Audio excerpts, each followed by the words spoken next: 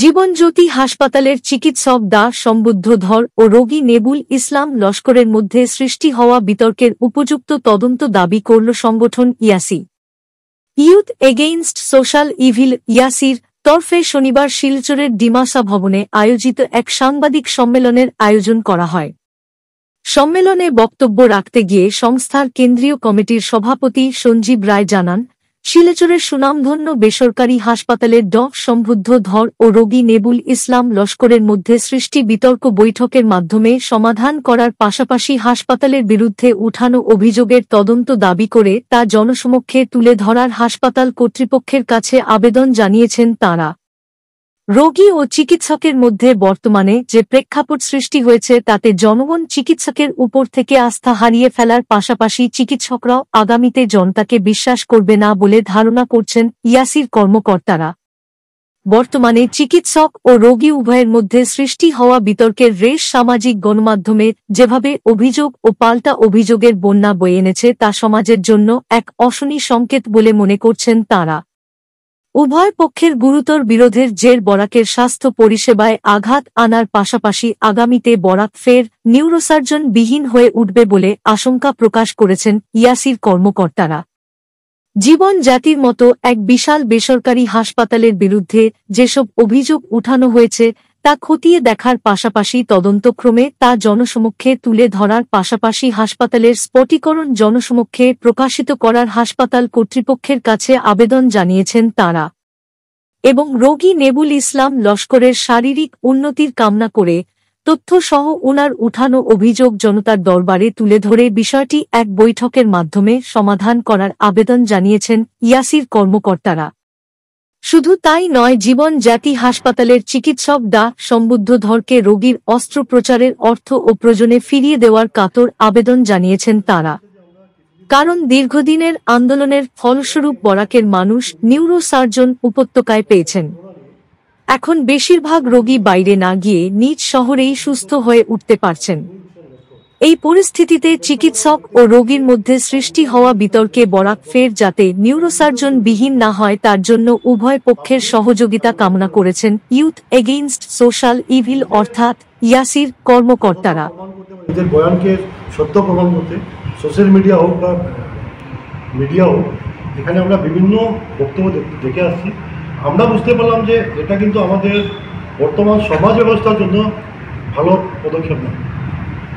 তাই আমরা ভেবেছি একটা আহ্বান করবো আপনাদের মাধ্যমে। আমরা এখানে কারো পক্ষে নাই, কারো বিপক্ষে নেই। আমরা একটা প্রেক্ষাপটের উদ্দেশ্যে আমরা এখানে আজকে বসেছি। নেবুল হোসেন লস্করকে নিয়ে যে ঘটনাটি হয়েছে, আমরা কারো কাছে যাইনি।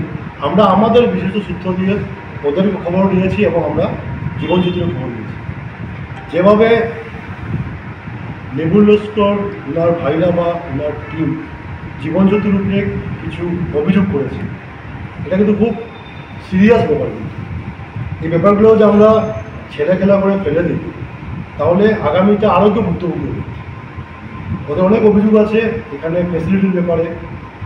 ওরা পেমেন্ট দেওয়ার পরে কীভাবে ওরা ফ্যাসিলিটি পায়নি, যাওয়ার সময় বেড কাভারটা কীভাবে টানা হয়েছে, বক্তব্যের হয়েছে, এটা অনেক কিছু বলা হয়েছে।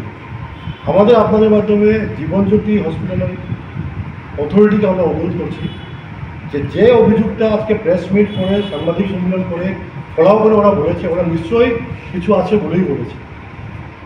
আজকে এত বড় একটা হসপিটাল, ওদের প্রয়োজন ছিল ওদের অভিযোগকে হাতিয়ার করে একটা ওদের কমিটি বানিয়ে একটা ইনকোয়ারি করা। যে আজকে এত বড় একটা হসপিটালের বিরুদ্ধে অভিযোগ করা হচ্ছে, যদি হসপিটাল কর্তৃপক্ষ যদি কিছু না বলে ন্যাচারালি মেসেজ যাবে যে ওরা সত্য কথা বলছে। আজকে হয়তো ওরা ভুক্তভোগী, কালকে আর কেউ ভুক্তভোগী। দ্বিতীয় কথা হচ্ছে,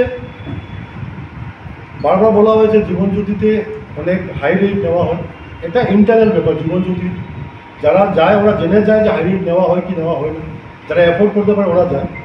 আমাদের ব্যাপার হচ্ছে যে এই ঘটনাতে আমরা যে কিছু ইনফরমেশান কালেক্ট করেছি, কালেক্ট করে আমরা দেখেছি যে নেবুল হোসেন লস্করের অস্ত্রোপচার হয়েছে এবং প্রথমে সুস্থ হয়ে ঘরে গেছেন।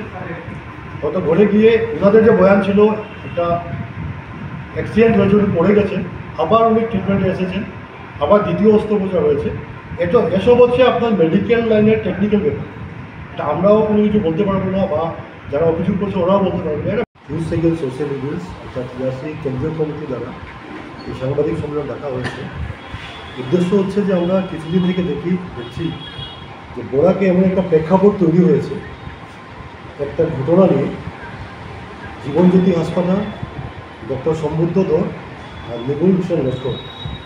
এই প্রেক্ষাপটে আমরা দেখতে পাচ্ছি যে কাউন্টার এলিগেশনের মাধ্যমে একটা ডিভিশন তৈরি হচ্ছে সমাজে, পাবলিক এবং ডক্টরের মধ্যে। নিজের সততা প্রমাণ করতে বা নিজের বয়ানকে সত্য প্রমাণ করতে সোশ্যাল মিডিয়া হোক বা মিডিয়া হোক, এখানে আমরা বিভিন্ন বক্তব্য দেখে আসছি। আমরা বুঝতে পারলাম যে এটা কিন্তু আমাদের বর্তমান সমাজ ব্যবস্থার জন্য ভালো পদক্ষেপ নয়। তাই আমরা ভেবেছি একটা আহ্বান করবো আপনাদের মাধ্যমে। আমরা এখানে কারো পক্ষে নাই, কারো বিপক্ষে নেই।